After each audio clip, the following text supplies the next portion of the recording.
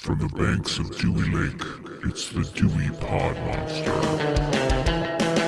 It's the new Horrorween for 2024.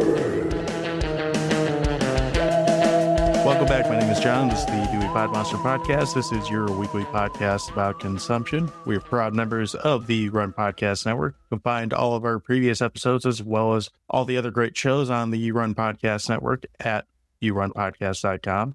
And this is the first episode of this year's Horrorween Marathon. And with me to start said marathon is the host of the Dewey Pod Monster Podcast. And his name is Sean. Sean, happy Horrorween, Horrorween Eve, lead up to horror, whatever. How are you doing? Horrorween. Can you believe it? Horrorween. We're already there. Can't wait. I'm so excited. Third one? Yeah, third year. Yeah. That's right. For those who don't know what that means, basically it's the same shit that we do all the rest of the year, except we do a little bit more horror. We don't break it up this month. That sound about right? We will not be talking about martial arts movies this month. I can almost guarantee that. Yeah, that's not on the agenda, at least not as of right now. But if anyone knows of a good movie that has some exorcisms and like ninja shit going on that we haven't already talked about, let us know. I was going to say, there could be some, but yeah, we've already talked about one. The best one, probably. It definitely has a strong argument for it, having not seen another one that comes to mind. You know, that movie has a strong argument to be just flat out the best ninja movie, period. Yeah. It is the final in that series, so that would only make sense for it to be the best one. Yeah, I would hope so. Well, it doesn't always work that way. Sean, what have you been watching this week? I know it's only been a couple days since we chatted about Gary Coleman and his bullshittery. I got a chance to watch and finish, and I think that you did too, finish the HBO Max documentary style show, Chimp Crazy. I did. I heard Little Birdie told me that you had finished that as well. Yeah, that's actually the only thing outside of our topic that I really got to watch because, well, a little behind the curtain, I hung out with you on Saturday, so you distracted me from watching TV, which was probably for the better. It was all my fault. Yeah, well, we went down to Batch and made sure the beer was flowing good before this week's Frankenstein, which will be 2 weeks ago when you hear this episode. So I'm glad that we're talking about it now. We had to do taste testers because we didn't want anyone to be unsatisfied with the beers. So we tried it all and it's good. So good news. It's good. That's absolutely true. And we both went back for seconds and thirds. So it must have been pretty good, not just good. Anyway, Chimp Crazy. Yeah. How do you feel about the, when we last left you, we were about both one episode into Chimp Crazy, and we both left it saying, like, there's something that ain't right. These boys ain't quite right, or these girls. How do you feel about how the rest of this show went? I don't think my opinion has changed. Yeah. I think there's something not right with some of these people. I thought it was funny that after we finished talking about that, I went and started up the second episode, and like maybe 10 minutes in, monkeys do rip people's face off eventually. Yeah, it's only a matter of time. It's only a matter of time before a chimp will chew your face off. You know, it sure seems that way based off the way that it's presented, not just in that documentary, but in pretty much any documentary that I've heard about it. I found it to be a pretty entertaining little documentary. I don't know. Yeah, I really enjoyed it. I liked the way that it kind of wove in stories of other people who had owned chimps. And like we had said before, once they get past that kind of adolescent stage, I want to say like 5, 6, 7, they start to become really hard to control and really hard to handle. And whenever my wife mentioned this to me, she said, I didn't realize that whenever you see a chimp in a movie or on a greeting card or in media, basically, that's its adolescent phase. It's when it's still like growing up. You kind of always just assume that that's a full grown adult chimp, and it is not. And it doesn't seem like a good thing. And I don't know if anybody that's listening to the show watched or has watched Chimp Crazy or is planning on it, but just like that end thing that they kind of leave you with the woman that has been, and all that happens at the end. I mean, you know, it says it all. It says it all. All that. What I am not saying is saying it all. It feels very justified, and it also feels very like, you dumb shit at the same time. Essentially, I don't want to get into it like we've been very sensitive to spoilers, I feel like, the last few episodes, especially since long legs, and we didn't really talk much about spoilers at all in that. And I feel kind of the same way about this. I feel like it's a good show. If you were into Tiger King, I think Chimp Crazy is a good show, and I think that you should get into it. It's much shorter than Tiger King was. There's probably a little bit less of a story to tell there, but it's an interesting story nonetheless. And they kind of get into all the, I don't know, all the battles between these chimp people and PETA and just weirdness in general. I agree with all that, but I think the biggest difference between this story and Tiger King is that, and I said this last week, that I think this is a documentary that's primarily about the chimps that happens to have these crazy people involved in their lives, where I feel like Tiger King was more of a story about these crazy people and they happen to have tigers around them all the time. So I think I guess what the purpose of the documentary is up to the filmmaker. Like, am I trying to make a Save the Chimps documentary, or am I trying to make a Look at These Fuckers documentary? I mean, it could be seen either way, I guess, but I think they lean more towards like being a spokesperson for these animals in this one than they do a showcase for these lunatics, if that makes sense. Makes sense to me. Yeah. Did you get a chance to watch anything else? All I've really been watching is football and this crazy dude with knives for fingers. Yeah, I did get to watch a few other things. I watched a lot of football too.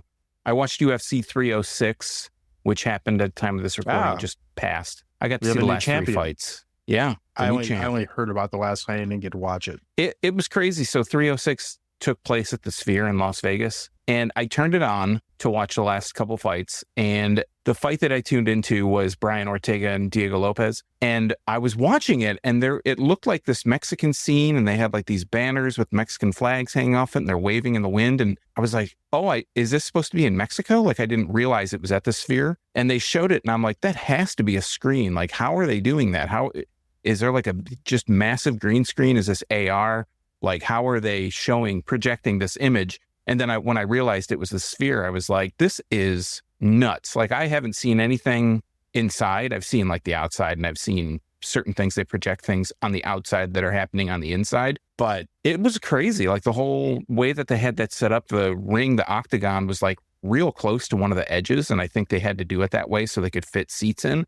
But these seats, the way that they filmed this, and they would show these really wide angle shots, almost 360 shots, it looked like people were sitting like a mile away in the very back row. Like, they looked like they were far as fuck away. And I was thinking, like, how much money did you spend on the ticket to be able to see a couple ants like fighting each other? I don't know if they projected the fight up on the screen at the same time, but it was nuts. Like, it was a nutty card. And even the three fights I saw, all of them ended in decision. There wasn't any stoppages, but the Lopez Ortega fight was pretty good. The Shevchenko fight and Alexa Grasso fight was really kind of boring, but the O'Malley, and I can never say Merab's last name, it's like Dishvali or whatever, that was a crazy fight. Like, that guy is not Sean O'Malley. Dishvali he's just a fucking maniac. So I've heard a couple things about the Sphere before, and as far as like ticket prices, I don't know if this is comparable, but I know someone who went to 303, which was supposed to be out there, and he said that he only paid like $120 for a ticket, and he got 2 tickets for when he was out there, which I was like, that seems really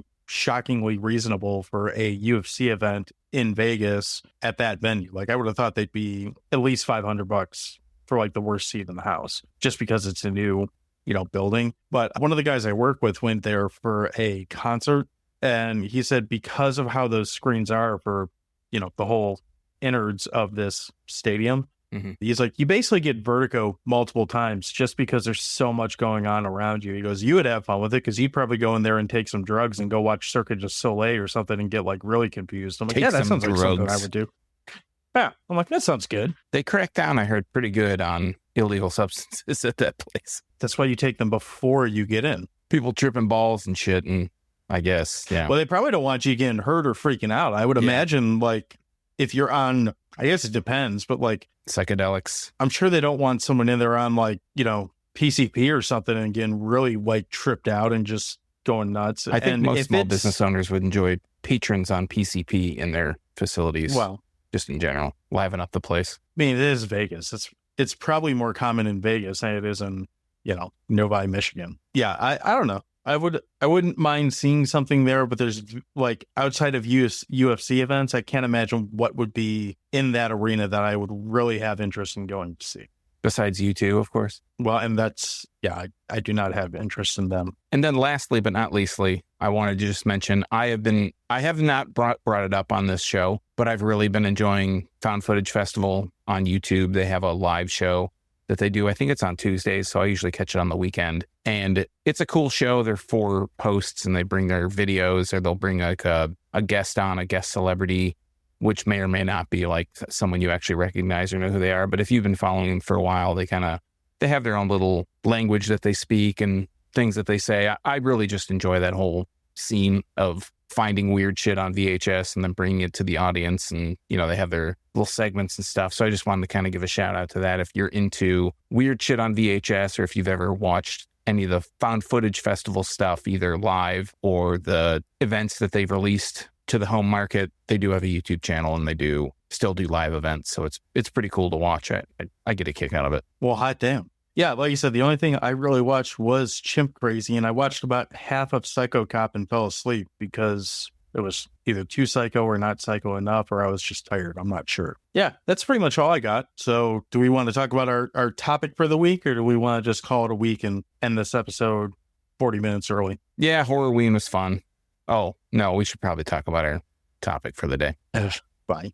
All right. Well, then, if you didn't read the title card to this, we're going to come back in a brief moment here after some messages and talk about the movie Nightmare on Elm Street. It's a very indie flick that you might have heard of. Maybe. I don't know. I don't think this movie's ever been. I mean, can this movie really hold a candle to Playing with Fire? I don't know. I like what you did there. Anyway, we'll be right back. We're going to talk about Nightmare on Elm Street.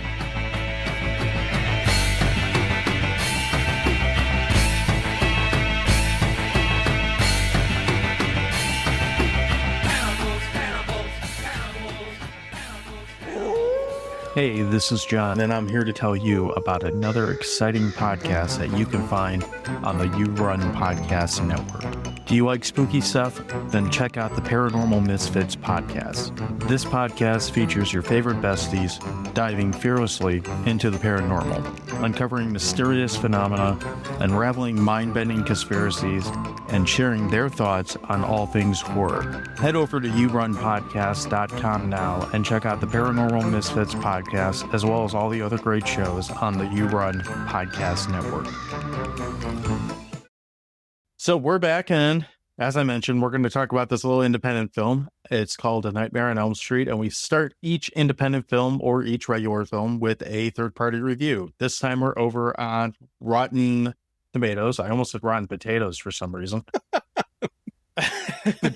The RP score? Yeah, the RP score. With a potometer. What would that even be? It's a thermometer, but would it be a potatometer? Just please rescue me. Potatometer? That's better than anything I even came close to saying. I kind of like potometer. That's kind of good too. Yeah, that's not bad. Rolls off the tongue. Gets a couple extra eyes for every star that it gets. Anyway, over on the potatometer, or whatever we just said, our review comes this week from Tom F. And Tom F. says, I enjoy watching teenagers die as much as the next guy. And I appreciate low-budget weirdness, but this doesn't register for me enough to want to see more of. 2 out of 5 stars. Let's go ahead and debunk Tom or support Tom, whatever you want. It doesn't matter. Sean, what is A Nightmare on Elm Street about? All right, so for that, we head over to IMDb, where we look up this movie, like you said, an indie movie called A Nightmare on Elm Street. This gets a 7.4 out of 10 from 267,000 reviews. Its current popularity, it's up to spot 719 out of some number, which is up 177 from some other number. And we look at the storyline of the plot. We go to the one on the top, whichever one that is, and it says, teenager Nancy Thompson must uncover the dark truth concealed by her parents after she and her friends become targets of the spirit of a serial killer with a bladed glove in their dreams, in which, if they die, it kills them in real life. That is... How is that all one sentence? That is the longest... Man, we read some long-ass sentences on here, but that's a long one. So then we go down to the storyline, care of Simon Herdung, and it says, on Elm Street, Nancy Thompson and a group of her friends comprising Tina Gray, Rod Lane, and Glenn Lance are being tormented by a clawed killer in their dreams named Fred Krueger. Nancy must think quickly as Fred tries to pick them off one by one. When he has you in your sleep, who's there to save you? And you know what he says? Welcome to your nightmare, bitch! Oh, Freddy, king of the one-liners, or at least strong challenger of the one-liners. Well, that's actually Scary Terry. He also says, You can run, but you can't hide, bitch! All our favorite people, all in one spot. This is what we're here for. Yes. Yeah. So I'll go ahead and put it out there just at the head of this. Like, if you haven't seen this movie somehow in the 40 years that it's been out, one, I'd be really interested to know how you got into our show. So if that's the case, please pause this, go watch A Nightmare on Elm Street, but let us know how you found us without having seen this, because that would be curious to me. But I'm not going to try to hide anything spoiler wise on this. This is, again, a 40-year-old movie that I'm assuming everyone who's ever even like looked at the panel for this show has seen, because it's arguably the biggest blockbuster horror movie that we've talked about to this point. It's just one of those movies. It just like lives out there in the zeitgeist. Yeah, right. And this movie also, you know, it surpasses horror in the sense that this is an R-rated horror movie about a guy who might or might not be a pedophile killing children and also had like a breakfast cereal. Like, that's just fucking weird when you think about it. And a Nintendo game.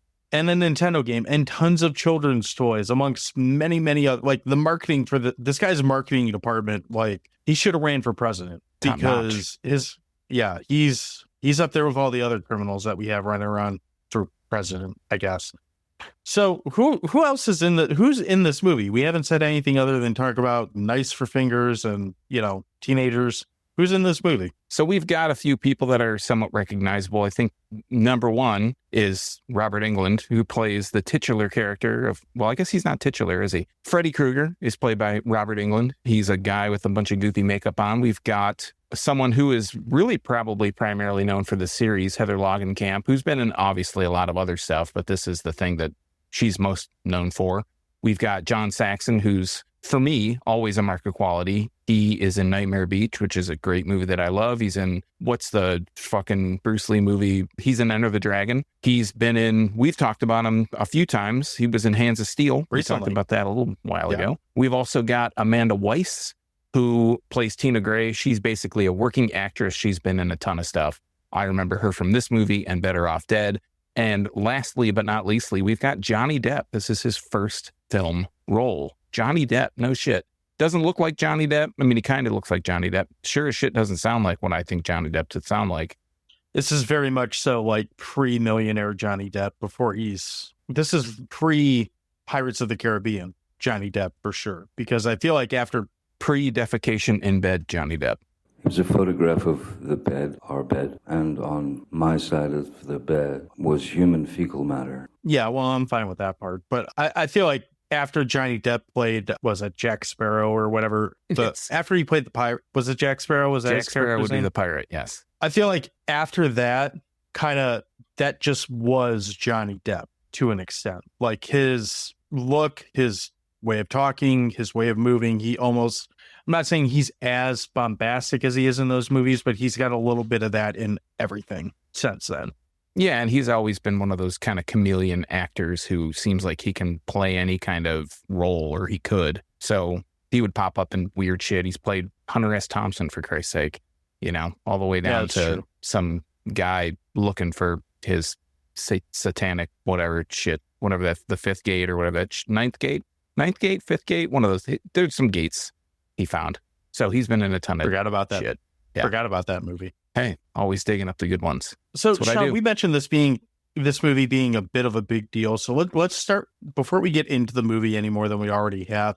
How did you find this movie? Because, I mean, we both grew up in a time where this movie was fucking everywhere. I'm guessing you probably didn't see it in a theater. I know I didn't. Like, how did you come across A Nightmare on Elm Street?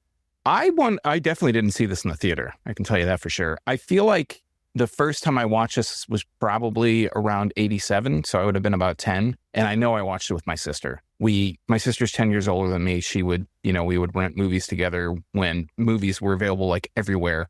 I remember renting movies from Meyer. And this may have been one of those movies that we rented from Meyer and watched. And I think we rented from Kmart. We were that family. So did they have movie rentals at Kmart? They did not. The one by my house did. I don't think they all did, but there was one by my house that did. It was right next to the Little Caesars Pizza Court thing. Really? Yeah, I'm always fascinated hearing where the crazy, like normal everyday places that rented videos. I always thought Meyer was kind of a weird one, but yeah, I just remember watching this with her, and she wasn't much of a horror person, but she did watch some. And I feel like I had to kind of talk her into it at the video store, and we rented it and watched it, and I'm sure I was summarily terrified at the time? For me, I was probably around somewhere between 8 and 10 in that area, like young, but not like too young. I don't know. Younger than what I was supposed to be for it. And I remember watching this with a cousin who was absolutely fucking terrified, and I found it to be pretty funny. One, that he was just terrified of a movie, and two, that just, although this movie, he's creepier more often than not, I just think Freddy's kind of like a goofy character to begin with. And I feel like that's pretty intentional in how they write this character. You know, they give Robert Englund a lot of free range with where to take this character. And yes, like as the series goes on, it gets more and more like silly, but he even has moments in this one where he's kind of breaks from being quote unquote terrifying into like kind of taunting and laughing. And it can be silly at times in this one too. Yeah, there's almost elements of slapstick. Not so much in this movie, a little bit in this movie, but as the movies progress and Freddy kind of evolves as a character, yeah, they really, really lean into that kind of comedic side of this character, even though there is absolutely nothing funny about, you know, a child killer in this movie, because he's only a child killer. He's not quite the diddler yet. He's only a child killer in all these, I believe, up until the remake, where they flat out tell you like he is a diddler.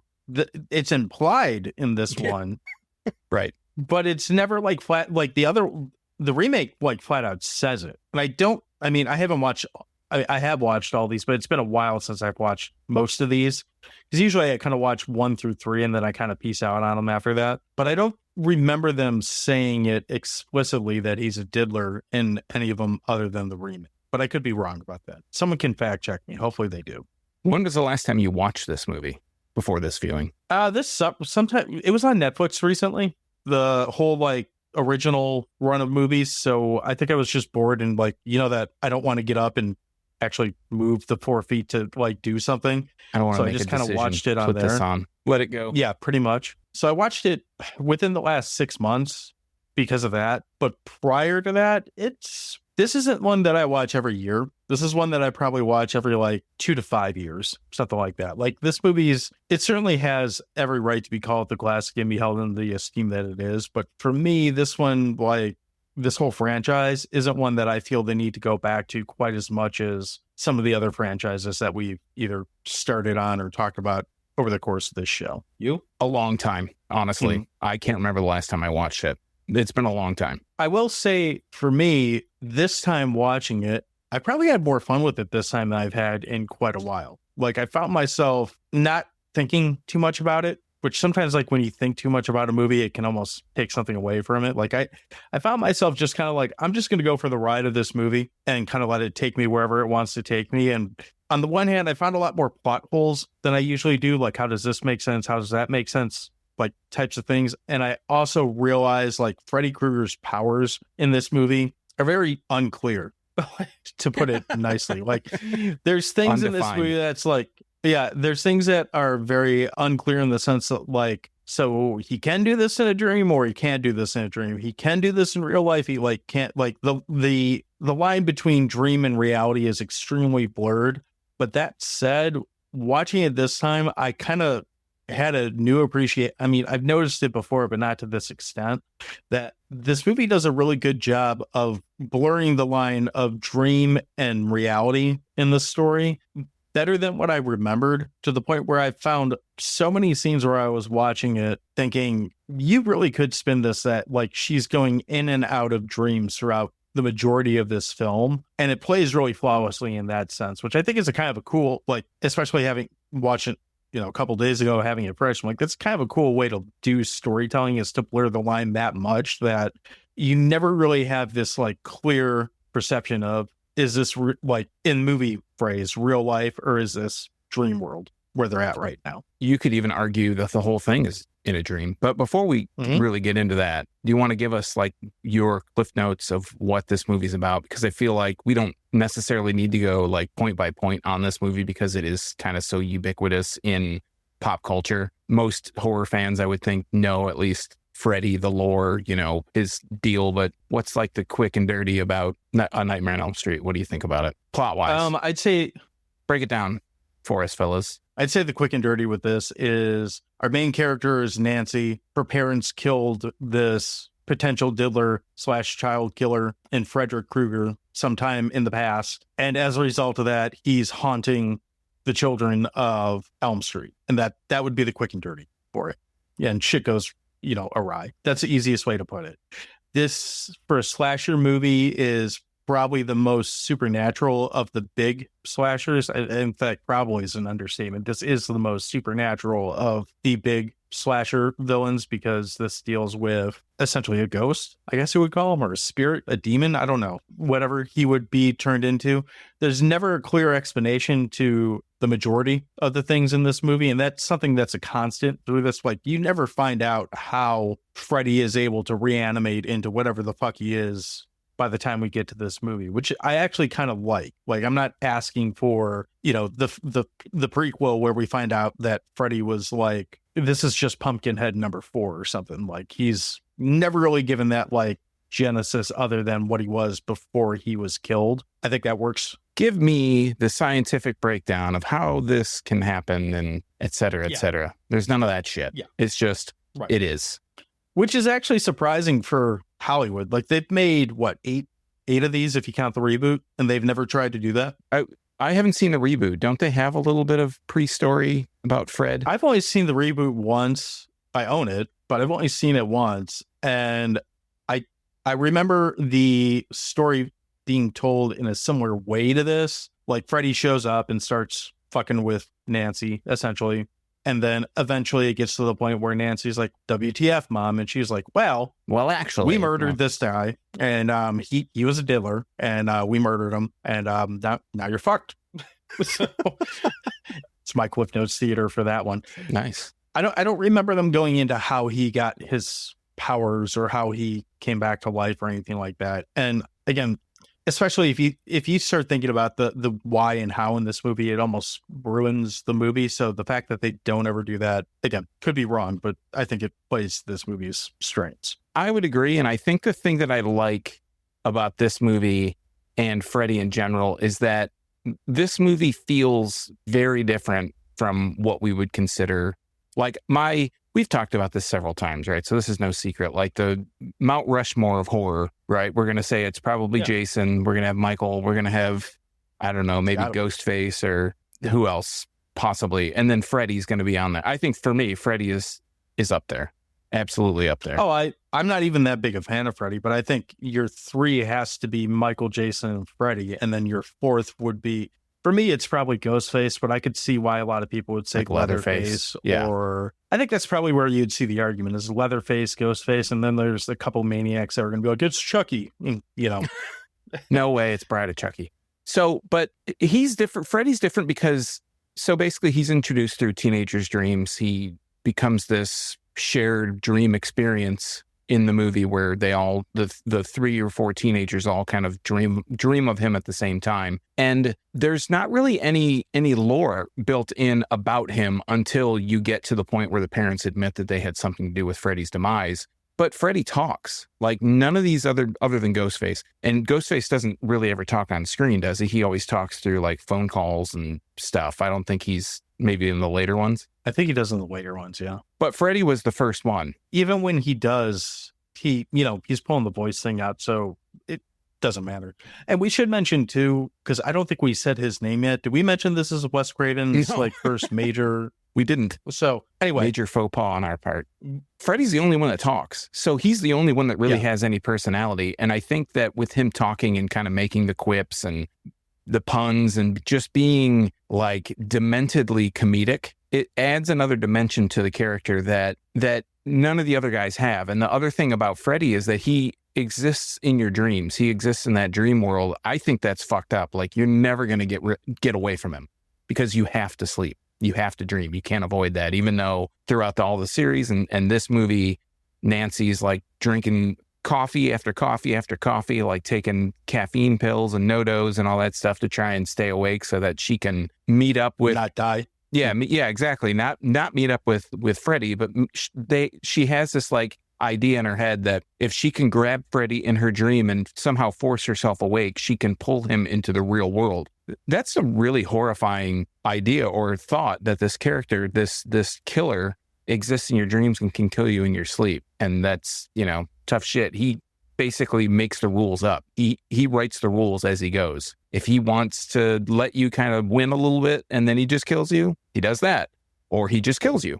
Nancy and Tina are the ones that see Freddy in their dreams, but Glenn and Rod don't at all. Like, they just kind of almost unceremoniously just get wiped off, rubbed out. Well, they kind of talk about it like they know who it is and whatnot. So they don't show you that on screen. Both Rob and Glenn talk about the same character in their dream, but they don't ever show their dreams. You just see them, get dead. Get got. I do like too you mentioned with Freddy being the only one that talks, with the only one of these major slashers that talks at this point. It gives such a different dimension to the character too, because like you said, at this point, all of our slashers have been essentially like some form of mongoloid that happens to have a giant weapon. It's the biggest dude in the movie who has the sharpest thing and bludgeons or cuts or hacks or whatever. This is like the polar opposite. This guy is, obviously he's pretty fucked up looking because he's all burned and shit, but like at the core of it, Freddy doesn't look like that big a guy. He's like,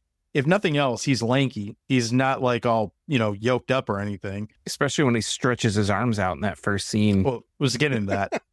But like his weapon is, he's got the glove, which is pretty rad because it's, at least at the time, something like, well, that's something different. But in comparison to like a giant machete or a chainsaw, it's more elegant, I guess, or more, more precise or more delicate. Something more, it's surgical, to say the least. But then you get this whole like, he almost is like he's like a cat playing with its food before he like goes after something. Like he doesn't just, realistically, like you said, Freddy makes up the rules of everything in this. So if he wanted to just kill everyone on Elm Street, like what are you going to do? Like there's really no way to stop him, except he seems to have this boner for like fucking around with people before he goes and, kills them. So he'll do, the really cool looking, like creepy scene where he's in the alley and his arms stretch out to like the Jesus and back. Or I always love the quick little cutaway scene where he cuts off the two fingers just to fuck with, that's Tina at that point, right? Or is it Nancy at that point? Yeah, I don't know. I know exactly what scene you're talking about, and I feel like it's Tina. The elephant in the room, right? Wes Craven. Wes Craven is behind this. And I don't know if it's just, I'm not well versed enough in Wes Craven to know if this is just a theory, but this movie and Scream are two movies where with Scream, I hate to keep bringing up parallels with Scream, but with Scream on the marketing, Drew Barrymore's on the marketing, she gets taken out in the first 5 minutes. In this movie, the way that they present the characters, you think like going into this, that Tina's going to be the main character throughout this thing. Cause it starts with her. It kind of follows her for the first 5-10 minutes of the movie. She's the first one that has the experience with Freddy. She's the first one that's one of the most brutal deaths. Yeah. And she's the first one that's kind of coming up with all the, hey, I had this really weird dream last night. And they just get taken out really quickly. And it almost feels like this, it almost feels like this weird misogynistic kind. Well, it's a bait and switch, but this weird misogynistic undertone to this movie because, and I just thought of this, like, the guys, we don't see the experience with Freddy in the dreams. And Freddy feels like he really likes to fuck around with chicks. Like he really likes to basically mind fuck them and do this kind of torture cat and mouse thing. Whereas with Rod and Glenn, they just get taken out super quick and there's no fanfare about it. They're just like, yeah, no, they're dead. You're getting hung. Yeah, you're getting sucked into the bed and the blood's spraying up like a geyser out of the bed onto the ceiling. But with Nancy and Tina, they both have this experience where they're in the dream. They're getting the mental torment, essentially, of him kind of torturing them. Like you said, a cat playing with its food before it kills them. When you think about it in that kind of way, it has like this misogynistic undertone that you don't really think of with Jason or Michael Myers or Leatherface. I hadn't thought of it till you just now when you said that. And it makes sense for this movie. It is immediately not accurate after this because the second movie is based around a guy. So, but you're right. It does kind of have that, or maybe that's just what, I guess you can't really word it another way, but apparently that's just what Wes Craven wanted to do for this particular movie. Yeah. And it kind of fits more of what Wes Craven had done previously at this point, because at this point he had done The Hills Have Eyes. I'm not in order here. He did I Spit on Your Grave, which is just slightly misogynistic just a little bit, and People Under the Stairs. And I think that's all he really had at that point under his belt were those three. Now that's a pretty decent like resume leading up to it as far as like horror movies are concerned, but all his stuff that like the masses know Wes Craven for all stems from this movie and what came after it, not so much those three movies before it. I'd say. He wrote Last House on the Left, right? He didn't direct that. I think he directed it. Oh, well, there we go. I mean, Wait, that's did even he? Maybe Sean Cunningham. now it's like look upable. Or maybe I'm confusing that. Maybe I'm confusing that and I Spit on Your Grave. I don't know. Let's see. Last House on the Left. Not 2009. Yeah, he directed and wrote and directed. He did it. Yeah. Then did I mess up that? Was it I Spit on Your Grave that he didn't do? I don't think he did I Spit on Your Grave. It's not listed, at least in his directorial. No. Okay. I'm confusing I Spit on Your Grave and Last House on the Left. That's my fault. So anyway, I'm not going to go through and repeat all that. I fucked up. We'll move on. Won't be the first time or the last time. This is actually, as far as like horror movies being directed at this time, this movie really does feel like it makes some advancement in just the art of directing a horror movie compared to what came before it, especially in the slasher genre. Like I said, there's a lot of things you kind of have to just take with a grain of salt and say, okay, well, movie's gonna movie. But there's a lot of stuff in this too. Like again, especially comparing it to the other, you're really comparing it to Jason and Michael at this point. You're not really comparing it to, obviously not Scream. There's a lot of ideas that are explored with this and a lot of ways to present a slasher movie that really just hadn't been done before this, or at least not well before this. Like, I'm sure there's other slashers that predate this that have some supernatural element to it, but tell me a great one. Yeah, this is instantly the one that you would think of first when you think of supernatural slashers, even if there are pre or post. Nightmare on Elm Street's the one that you go to. I feel like it's the go-to for that kind of thing because that's what it's all based on. There's like almost none of this based in reality. Yeah. Because reality sucks. True. So we kind of touched on this a little bit. And again, this is not one that I feel the need to rehash the story start to finish. Like, again, I'm sure everyone listening to this has seen it. There's some pretty gnarly effects and some pretty gnarly kills in it. And that's kind of what this franchise, I'd say, is second only to Freddy, is known for, is its elaborate, over-the-top kills. What's your favorite one from this particular entry? Well, I think for me, the one I like the most is the Johnny Depp kill. I mean, it's there's not much to it. There's not much to it as in what happens, but the actual effects of what happens are just, it's like over the top as over the top can go. Basically, Johnny Depp Freddy wraps his arm around him and pulls him into the bed, which leaves this gaping hole in the bed. And that hole turns into a blood geyser, essentially, where you can tell now, like, how do they do that effect? Oh, they had the room, like basically the bed was on the ceiling. They basically dumped the blood down onto the ceiling, which is actually the floor. And it just keeps going and pouring and pouring and pouring. And it's super just over the top. I mean, I think the movie... It's effective, though. Yeah, it definitely is. And I think that the movie, like, because... For me, like what you just mentioned, for me, I think Nightmare on Elm Street, when I think of Nightmare on Elm Street, while it's always these really inventive kills, I feel like the special effects, the practical effects are like where this movie, it always sets this bar. Like they can be kind of silly and they're kind of goopy, but they always seem to they do their best to outdo themselves in each subsequent movie. We go from this and there's not really all that much weird stuff, like Freddy's kind of popping through the wall on a few occasions. He comes up through the bed in like a big rubber kind of sheet thing and he cuts through it. Then we evolve up to where he's controlling a dude like a puppet from his veins, in 3, the person whose arm, they turn into a roach, like just crazy over the top weird shit. And I feel like it starts here, and I feel like probably one of, if not Tina's death, Johnny Depp's death is one of like super over the top. Tina's death is a close second because that's an insane thing. Since you mentioned Johnny Depp's death, I'm going to take Tina's death as the other one that I feel like needs to be brought up. And I think I speak for both of us when I say this, but I really like special effects where you kind of have to go into the behind the scenes and see how they actually achieved the special effect. And that was way more interesting back with a movie like this than it is now, because now they're just like, well, we drew it and stop.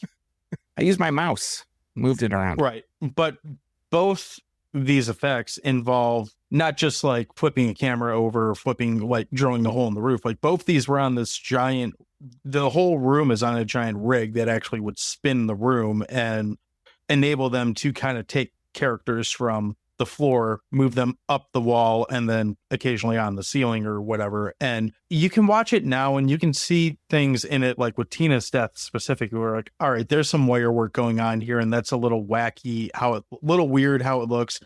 But then you also kind of take like, but this is supposed to be in a dream world. So the idea that it looks a little cartoony and a little wacky might not be out of place with it. And it's really, really fascinating to see shots like that. To me, just knowing the story behind it, how they achieved it, what mechanics went into making it happen, and then watching it again playing out, I guess not necessarily in real time, but like just straight through in the movie, all edited, clean and everything like that.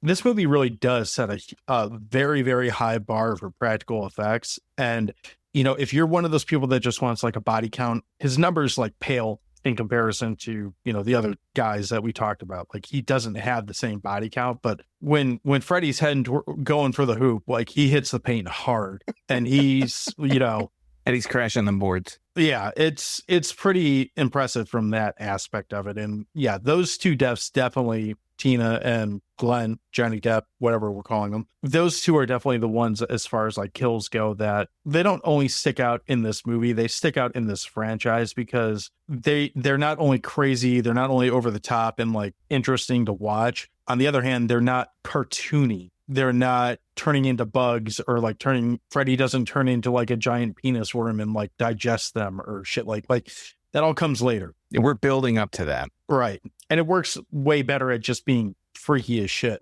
What I think is equally funny about it, just kind of with how this movie plays out. So Tina gets like 86 by being like, she gets the glove right down the chest, like basically from right under the sternum, like essentially to like her pelvis, roughly, you know, flayed open, and then dragged across the bed, over the floor, up the wall, and on and around the ceiling, and then drop back onto the ground. I like how the cops, or John Saxon, still suspects Rob. Like, how the fuck would he have got her up there? Because he's in the same house as... They're not in the same house as Nancy. He's in wherever. Yeah, they're all in the same house because they're all staying the night. Mm-hmm. Okay. So he's in the same house as Nancy, which means he's also in the police lieutenant's home because that's Nancy's dad. Well, it's Tina's house. Is it Tina's house? Yeah, because Tina's parents are in her mom with her boyfriend is in Las Vegas.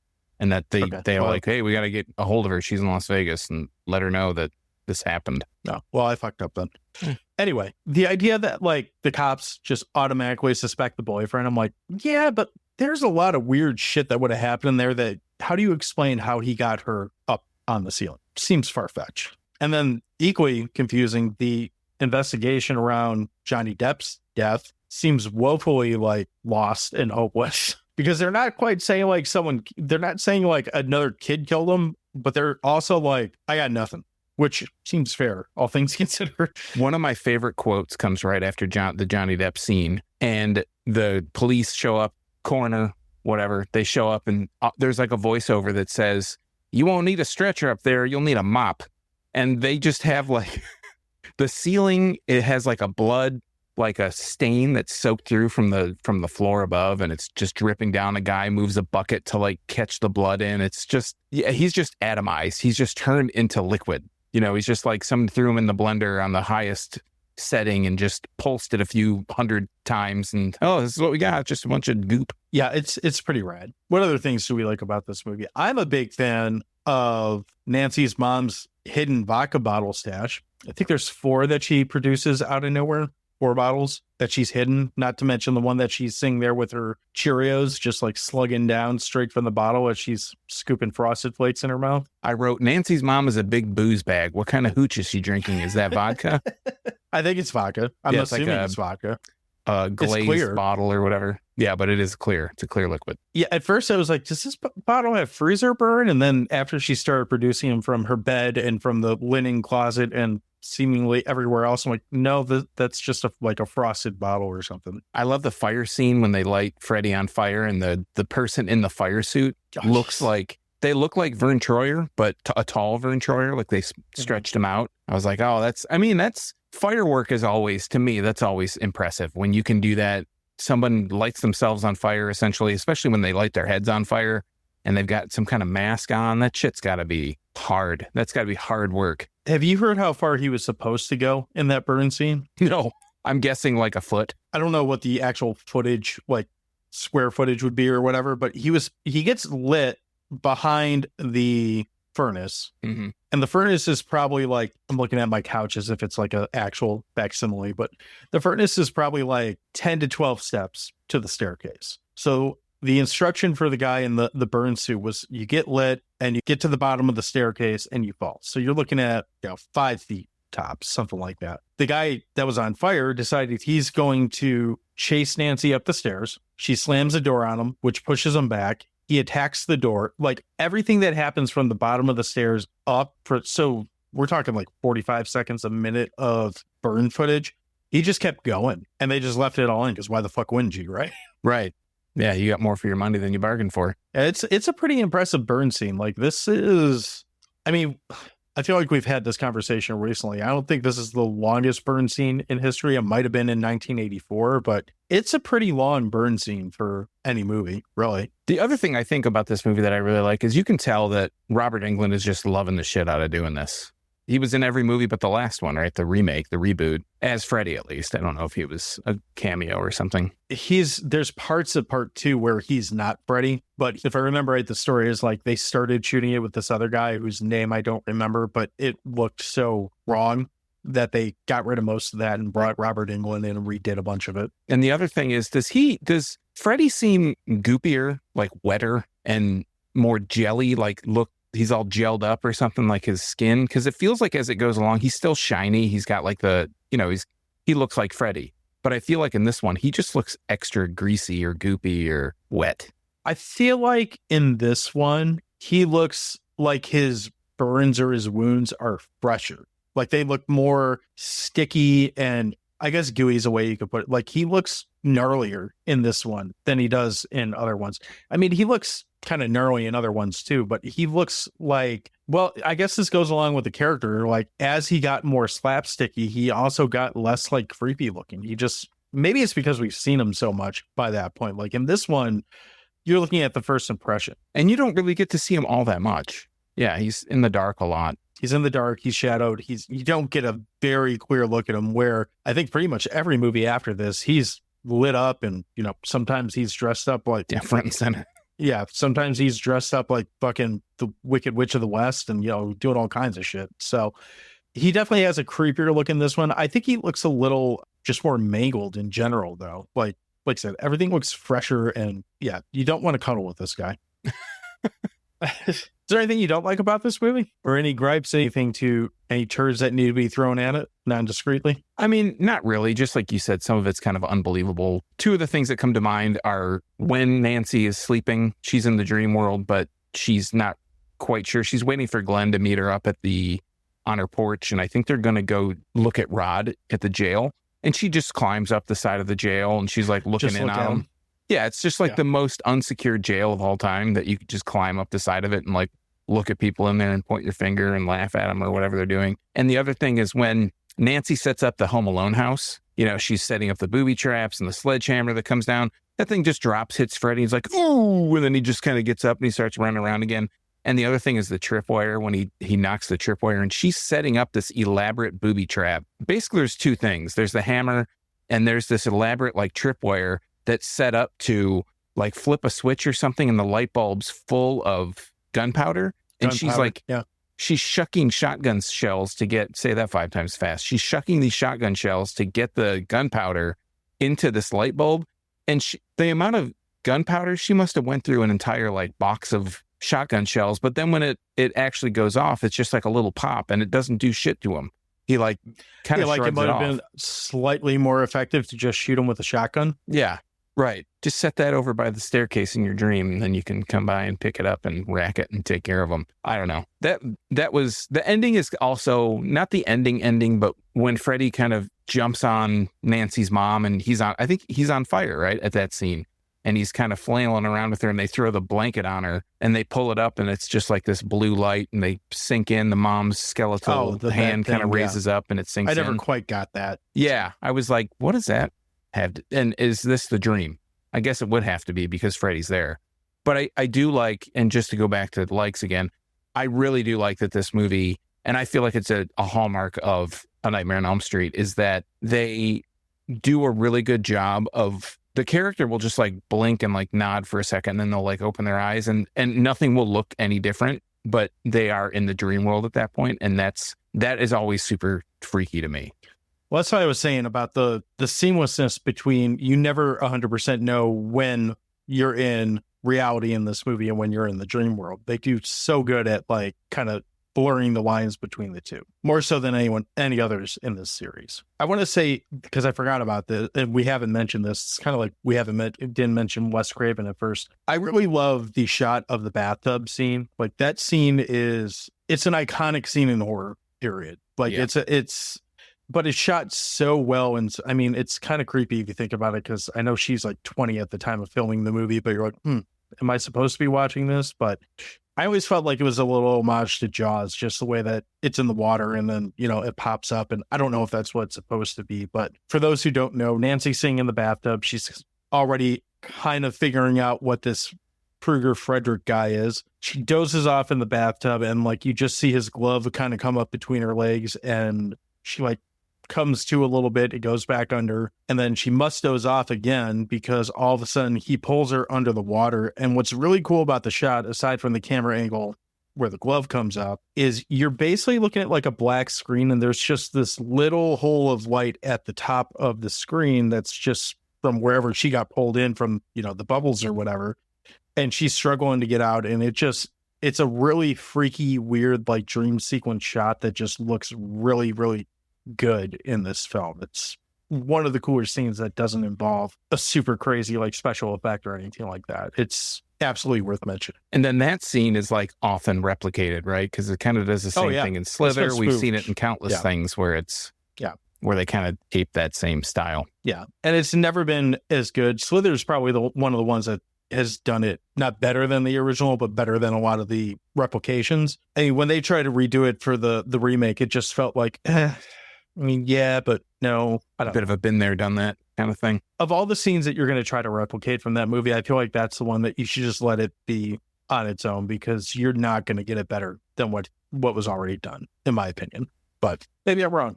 I haven't watched the remake in a while. As far as other stuff, like my other stuff is kind of super nitpicky. It's like you said, it's just the consistency stuff. Consistency stuff. Like you never really have a good grasp of what is and isn't. Like, what are the rules of this movie? Like you never really have a good grasp of that. I'm sure that's by design. I guess that's one of those things you can either take or leave it. Like if you want to overthink it, you could call the whole movie bullshit based on that, but it doesn't take away from the majority of the cool shit that does happen in this. The other thing that this is, one thing that I would say kind of sucks is I don't like the ending in this particular movie. I know they shot like 20 endings on this because it's like any other movie. They got to have it set up for a sequel or whatever. And I know the original ending was supposed to be just kids drive off into the sunset and it's a happy ending. Okay. One of the endings they changed was supposed to be just the roof of the car comes down and it's got the Freddy stripes on it and they drive off like that. I would have been fine with that if that's how they drove off with Freddy car, without seeing Freddy again, without any of that type of stuff. Thank God they didn't do the ending where they had Freddy driving the car as they drive away. I'm like, that just would have been silly. Like that feels like something you would have got in one of the sequels, not in this one. Right? Where to, kids? Right. And then we get this weird ending where I guess the concept of what they do where Freddy pulls, the mom back in through the hole in the window. Yeah, it's like a porthole on the door. This is one of those shots that HD is not helping this movie at all. Yeah. Yeah, I was going to say, when I first saw that, on VHS, that scared the shit out of me. It scared the absolute shit out of me. I don't know why. It's just the way that it's done. And then watching a really nice upscaled version, you can tell it's like an inflatable. And it's... Yeah, for sure. It's really laughable. It even flops around like an inflatable doll. Yeah. And that's, I'm trying to remember when I saw it the first time, did it freak me out because it was a well done jump scare? Or did it freak me out because what was happening on screen was actually like fucked up and freaky looking? And I can't remember. I'm going to lean towards it probably because it was a jump scare. But there are definitely some shots in movies, and this is one that I would say is a very good example that HD is doing you no favors in this particular scene. And it's almost like every time I watch it, the scene looks worse because of the fact that the quality gets a little bit better, and then you just see a little bit more that you're like, it's only a matter of time before we see like a slit in the blow-up now as it's like deflating and as it goes through the window. It's one of those things where you feel like they should have just left. Could be one of those deleted scene shots when they added it back into a movie where it just looks like a daily or something. They could have just left it garbage quality and no one would have been the wiser or probably cared because it happens right at the end. I almost wonder if the original copy I saw of this was just garbage quality. And over the years, we're seeing it now remastered and upscaled and all that stuff. Like, shit. I mean, with some of these newer copies, it might have even been like some level of AI or something to redo it. I wouldn't put it past re-release of it. I can't remember that like much about that particular scene, but it definitely sticks out like a sore thumb compared to the rest of this movie. So. Absolutely. All right. Well, what time is it? Then you're in for a big treat, bro, because it's hot dog time. Do you want to kick us off on this first Horrorween hot dog grilling thing? Hot dog grilling grill? Yeah, I'll kick us off.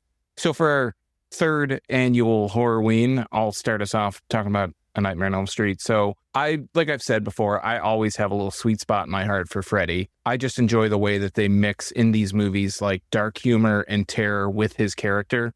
I also enjoy that with The Nightmare on Elm Street. We finally have a formidable slasher character who can talk, number one, and he uses that to just play with his victims. And he can do it anywhere, basically. Like, how do you escape Freddy? You have to sleep. You know, you can't not sleep. That's something that you require to live. So it's we like find out unavoidable. when Freddy meets Jason. So I think this movie is just a great introduction to the franchise. They don't get too deep into the lore and they tell you just enough to service a story while they pour buckets of blood everywhere. I think that's great. I give Nightmare on Elm Street 7 oatmeal staircases out of 11 hot dogs. 7. Whose hot dog is this, huh? Is it yours? Nah. This movie is a classic for all the right reasons. Everything about this movie is entertaining. It looks great. It's a really interesting concept, and it's a really fantastic concept because it holds up so well, because it's one of those that you just, like you said, how do you get away from this? How do you beat this guy? There's no escaping this guy to some extent. I guess they manage to in every movie, but realistically, like, you know, he's around and he's not going anywhere for good reason. The characters are all pretty likable in this. There's no one in this movie that makes you like, God, get this fucker off the screen like anytime soon. Like, everyone's fine for what they are in this movie. Nancy she's a formidable final girl. She's not my favorite of them, and neither is Freddy, for that matter, who's not a final girl. He's not my favorite slasher, though. But he's a pretty cool character, and he does a lot of good things in this. It is, for me, this is a solid 8 hidden vodka bottles out of 10 hot dogs. There's a reason this movie's iconic, and it absolutely deserves that. Much like a lot of the other iconic horror movies, the original stands head and shoulders above all the rest of this franchise. There's only a few of them that get it right somewhere around part 7 as opposed to part 1. But yeah, it almost makes me wonder how much more I would love this movie if it was a standalone movie as opposed to the other ones that we got after it. But this one on its own is just, it's fucking great. And if you haven't seen this movie, I'd really like to know, one, I'm sorry we just spoiled a bunch of it to you. And 2, I'd really like to know how you got to find us having not seen that. I'd be very curious about that. Yeah, and hearing the other movies that you like a lot. What road did you take to get to here if you're not into Nightmare? Because I don't know. For us, I think, you know, for our childhoods, Nightmare was just so ubiquitous. It was like, it's like Peppa Pig now, or whatever. Bluey. It made so much money on such a small budget, and pretty much first time distributors, but first time producers, right? With New Line. I mean, yeah, that's insane. They've said that New Line is a house that Freddy built. Like, without this movie, you might not have had the Ninja Turtle movies, or you might not have had I don't even know what else is on New Line off the top of my head, but like they basically credit this movie for birthing that entire like studio, or I guess enabling it to survive. It's a huge franchise for sure. That said, we thought we'd ask you a question about Freddy. You being the wonderful audience that might be confused why they're listening to this. Like, I came to listen to Trading Spaces, and we're talking about Freddy Krueger. What the hell? Trading Spaces, the old HGTV show? Yes. Oh, I love that show. When are we going to do an episode about that? I mean, it's only a matter of time. It wouldn't be the weirdest thing that we've talked about, right? So we have a question this week. We like to go to you, our audience, and ask a question of the week to try to get you involved, and this week is no exception. Our question this week is, if Freddy had a modern-day makeover, what would his signature look be? So we're not talking about a makeover as far as the movie itself. We're just saying, like, let's bring Freddy as up a character. to, Let's glam him up. Yeah, let's see how he would look in 2024. We'll start over on X because that's what I'm looking at right now. And the first person who responded was Justin over at Pop Culture Reflections Podcast. You can find his stuff on You Run Podcast as well. He's a fellow network member. He says, definitely a crop top, pair of Nike AF1s, red and green, of course, a trucker cap, and a pair of Apple AirPods in his ears, and a Stanley tumbler with a knife coming out of it instead of a straw for his weapon. I really like the idea of the Stanley tumbler with a knife, because is he going to be drinking out of said knife, or is he just stabbing people with a giant cup? When you said the knife, I thought you were going to say for a handle. And as a straw, man.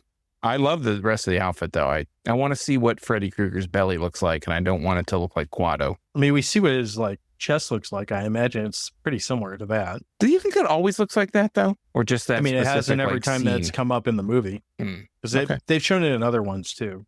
Because they had one where he had, maybe I feel like I remember this. He was absorbing souls or some shit, and he lifted his shirt and there were a bunch of faces yeah, some shit like that. Sound like the whose hot dog is this guy? Feed me more hot dogs. Oh God, if they had said that, we'd have to jump that right. We'd have to do that episode next week just so we could put that in. Back over on X.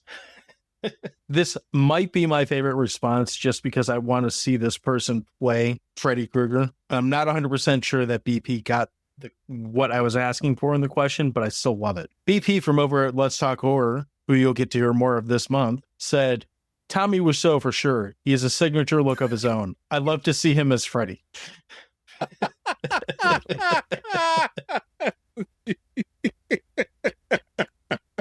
He kind of already looks like Freddy. He includes the gift of Tommy Wiseau patting the dog on the head and saying, "Hi, doggy." Classic. I'd like to see that too. I would love to see that. So, our friends, the Crusty Boys, who are on the Run Podcast Network, who actually answered this question twice, once here and once on Instagram, but you can find their show, which is You Can Eat That Crust, at yourunpodcast.com. They're saying skinny jeans, Ed Hardy shirt, flat brim cap, huge cell phone, mostly just sunburn. So I kind of like that they've turned him into your average Jersey Shore guy. And he's just slightly burnt from the sun. Just slightly sun. I like it. Then Boomer over at Podcast in the Woods says, don't know what he would look like, but I know his nemesis would be this guy. And he's got a picture of Chris Hansen there. So fair response. Then over on Instagram, the other third or half or something of the Crusty Boys, Old Nerdy Bastard, said tapered sweatpants, matching hoodie with a face tattoo, which I responded. So basically the new look of the Crow. He said, yep. So, can you get burning scars? Can you get those tattooed? I would imagine you could. So I don't see why not. I don't know why you would, but I don't see why not. You could tattoo. I've seen people tattoo over them to make it look less burny. So I don't see why you couldn't. Burny. Yeah, so I don't see why you couldn't do it the other way, right? All right. All the things I never thought I needed to know, but wanted to ask. So also on Instagram, our friend XX Pearly XX says, somebody already said it, but remake the outfit of the Crow, but for Freddy. That's what I want to say. So we have Original two votes Crow for or new Crow? I'm assuming the new Crow. Because someone already said it. Either way, we're looking at leather and makeup. I think we're in agreement that Tommy Wiseau is the winner this week by a pretty good margin. But is there any other options that you had in there, or anything that you thought might be more? I'm sure there's anything more appropriate, but would it be Tommy Wiseau with the suit and stuff on, or would it be Tommy Wiseau with the Freddy Krueger gear, the red and green stripes and the hat? I would think it'd have to be a combination of the two, wouldn't it? Like, can't you turn the Freddy color scheme into a suit and just make him wear that? Yeah, okay. Now you're getting somewhere. Somewhere. I like it. Because I mean, Freddy without his sweater would just be burn victim, wouldn't it? This is so wrong. Well, we do that a lot. I think we're going to leave it at that because I don't think I can top Tommy Wiseau as Freddy Krueger. I really don't have a better answer. That gets my vote. Yeah, for sure. All right. So BP, you win. You get 3 golden hot dogs. But apparently that's what you win when you when we agree with you. I think that's all we got for this week. Do you have anything else to add to the first episode of Horrorween before we roll out of here and go into Dreamland? You can run, but you can't hide, bitch. So with that in mind, we're going to say thank you for checking us out. If you like what you heard today, that's pretty cool. We have a lot of other episodes you can check out as well. They're available on any podcast platform. You can go to our site, which is at crap.town. That's an actual site. It's crap.town. Or you can go to yourunpodcast.com where you can find all of our episodes as well as all the other great shows on the You Run Podcast Network. We also have a YouTube channel. All these episodes go up there. So if you want to watch a still shot of the title of this episode while hearing us talk about it, you can do that too. And we also do some other stuff on there. Sean, what am I forgetting? I don't know. What are you forgetting? I was going to add, if you want your answer to the question of the week read on this show, answer the question of the week. God damn it. It's on social media everywhere at Dewey Pod Monster. Also, we write everything we talk about in the show notes and we link to them usually. So if you want to check out the things we're talking about, you can check them out in the show notes. If you click some of those links, sometimes they're affiliate links. Generally, if they're Amazon links, they're affiliate links. And we might make a shekel from every $100 gazillion that you spend. And also, thanks for answering the poll questions. Every week we put up a poll. Thanks for answering those questions. You know who you are. And thanks for leaving feedback on the website or on the Spotify or on social media. We like to hear your opinion on the show too. And if you want to find out all my Michigan craft beer adventures, you can follow me at youtube.drafttherapy.com or check me out on social media at Draft Therapy. One last thing before we go, I do want to mention this month is the end of the month is Halloween, and we do a local movie viewing at a local brewery, which is one of our favorites, is Batch Brewing down in Corktown. This month we are showing Night of the Demons on Devil's Night in Detroit at Batch Brewing. I can't sell that hard enough. Please come out and hang out with us. We're going to have a good time. We're going to have some beers, have some hot dogs, and watch a great movie that's perfect for the season. So, and you might see a devil because it's Devil's Night. You might see a devil or a demon, or you might just see me. We'll see what happens. So that's it. That's all we got. We'll be back next week with more spooky stuff as Horrorween continues. Until then, up yours with the twirling lawnmower. Welcome to your nightmare, bitch.